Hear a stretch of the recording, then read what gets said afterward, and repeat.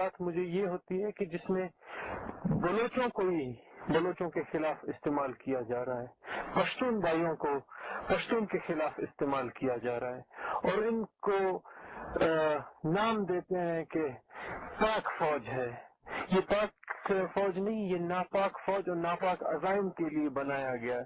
جس کام کے لیے یہ بنا ہے اس کام کو تو اس نے آج تک کیا نہیں۔ وہ تاریخ کے تفصیل میں تو میں جاتا نہیں ہوں، کافی ہمارے لیڈران صاحبان ان کے پاکستانی یا پاک فوج کے کردار کو نمایاں کر چکے ہیں۔ یہ تو صرف فلیٹ فوج ہے، یہ اسٹیٹ ایجنٹ فوج ہے، یہ مفاد پرست فوج ہے۔ یہ سارے زندگی کے اسلام کے نام پہ، مسلمانی کے نام پہ بلوچوں کو جو زیر کیا گیا ہے، غلام بنایا گیا ہے، بلوچوں